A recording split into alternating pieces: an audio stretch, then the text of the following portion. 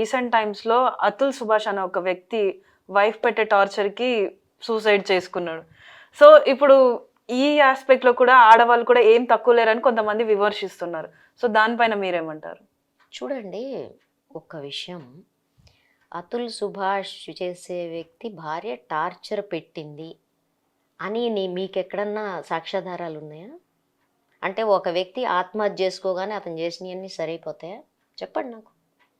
నేను ఆత్మహత్య చేసుకొని ముఖ్యమంత్రి కారణం ఇలా వేధించారంటే అది సరైపోద్దా? నేనేమో అమరులు అయిపోతానా? దాన్ని పట్టుకొని ఆ కుక్కతోక పట్టుకొని గోదావరి ఇస్తారా? నా ప్రశ్న అది. రెండోది, అతుల్ సుభాష్ విషయంలో జరుగుతున్న చర్చలో అతని మీద నేరాలు ఒకవేళ తప్పైతే పోలీస్ డిపార్ట్మెంట్ ఏం చేస్తుందని ఎవరు అడగట్లేదేంటి? జడ్జి లంచం తీసుకుంటే ఆ వ్యవస్థలు ఎందుకు విఫలమైనని ఎవరు అడగరేంటి? ఆ మహిళా ఉద్యమాల్లో ఉండేవాళ్ళం మేము 40 ఏళ్ళ నుంచి మొత్తుకుంటున్నాం. ఈ పోలీస్ వ్యవస్థ కానీ ఈ జడ్జిమెంట్స్ కానీ చాలా బయాస్డ్గా ఉన్నాయని మొత్తుకుంటున్నాం. ఇప్పుడు అతుల్ సుభాష్ అమరుడు అవగానే అందరికీ ఆడవాళ్ళు విలన్స్గా నిలబడ్డారా?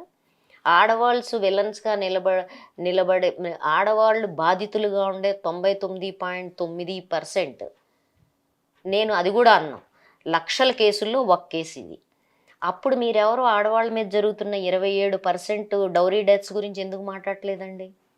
స్త్రీల మీద ఇళ్లలో ఇంటిమేట్ పార్ట్నర్స్తో జరుగుతున్న అత్యాచారాలు, హత్యల కేసుల్లో ముక్కలు చేసి ఫ్రిడ్జ్లో పెట్టిన కేసుల్లో ఇంత చర్చ జరగట్లేదు ఏంటండి? ఇంటిమేట్ పార్ట్నర్సే కదా. ఆ టార్చర్ మీకు ఎవరికి లెక్క రావడం లేదు. కేసులు ఎందుకు ఇప్పుడు 50,000 కేసులు కాస్త వచ్చి 1,25,000 కేసులకి క్రైమ్ అగెనిస్ట్ విమెన్ పెరిగింది, దాని మీద మాట్లాడరు ఏంటండి? అంటే ఒక్క ఆత్మహత్య మీకు ఏకంగా ప్రపంచాన్ని బద్దలు చేసే విషయం కనపడింది. సంవత్సరాల తరబడి లక్షల కేసులు ఆడవాళ్ళ వ్యతిరేకంగా జరుగుతుంటే అది మీకు ఎవరికి చర్చనీయాంశం కనపట్లేదు. ఏం మాట్లాడుతున్నాం మనం? బుర్ర ఉండే మాట్లాడుతున్నామా? చర్చలన్నీ జరుగుతున్నాయి అంటే మగాడి గొంతు నడుస్తుంది కాబట్టి వాడు విక్టిమ్ అవటం ఇష్యూ, ఆడవాళ్ళు విక్టిమ్సే కాబట్టి వాళ్ళ గురించి చర్చించక్కర్లేదు. అదే మనం చెప్పదలుచుకుంది.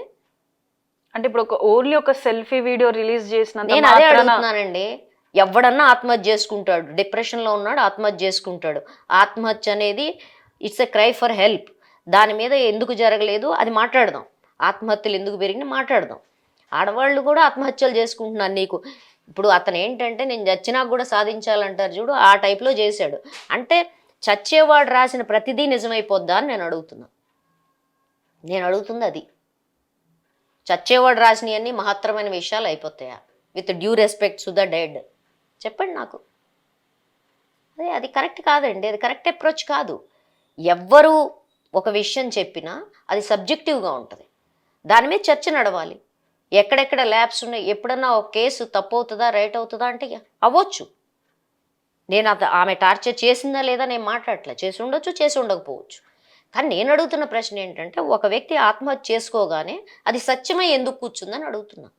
అబ్సల్యూట్ ట్రూత్ అయ్యి ఎందుకు కూర్చుందని అడుగుతున్నా. ఒకవేళ అది ట్రూత్ అయితే మీరు పోలీస్ వ్యవస్థ గురించి ఎందుకు మాట్లాడట్లా? కేసు ఫైల్ చేసిన వాళ్ళ గురించి వాళ్ళు కదా ఎంక్వైరీ చేయాలి, చేసి చెప్పాలి కదా కోర్టుకి. అయితే మీరు పోలీస్ వ్యవస్థ గురించి మాట్లాడాలిగా, జడ్జి గురించి మాట్లాడాలిగా. అవేం మాట్లాడకుండా ఆ అమ్మాయి మాత్రమే తప్పు చేసినట్టు మాట్లాడతారేంటి అంటున్నా. ఇప్పుడు రేపులు చేస్తున్న సందర్భాల్లో మగాళ్ళందరూ ఇట్లాంటి వాళ్ళే అని నేను మాట్లాడట్లేదుగా. కానీ ఇవాళ మీరేం చేస్తున్నారు? ఆడెవడో చచ్చి రాసిన ఒక ఆత్మహత్య లెక్కే చదువుకున్న ఆడవాళ్ళందరూ మగాళ్ళని టార్చర్ చేయడానికి పెళ్లి చేసుకుంటున్నారు. చదువుకున్న వాళ్ళందరూ రెండో రోజు విడాకులు తీసుకోవడానికి వాడి నుంచి ఆ అత్తి గుంజుకోవడానికే పెళ్ళిళ్ళు చేసుకుంటున్నారు. జాబులు చేస్తున్న ఆడవాళ్ళకి భరణం ఎందుకు ఇవ్వాలి? ఈ చెత్త కదా మాట్లాడుతుంది ఇప్పుడంతా. ఇదే మాట్లాడాల్సింది.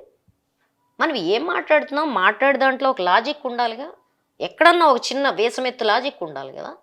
అందుకని చచ్చిపోయారు కాబట్టి సానుభూతి ప్రకటించగలం తప్ప చచ్చిపోయిన వాళ్ళందరూ వాస్తవాలే మాట్లాడతారంటాం కరెక్ట్ కాదు. For more videos like this, subscribe Big TV channel.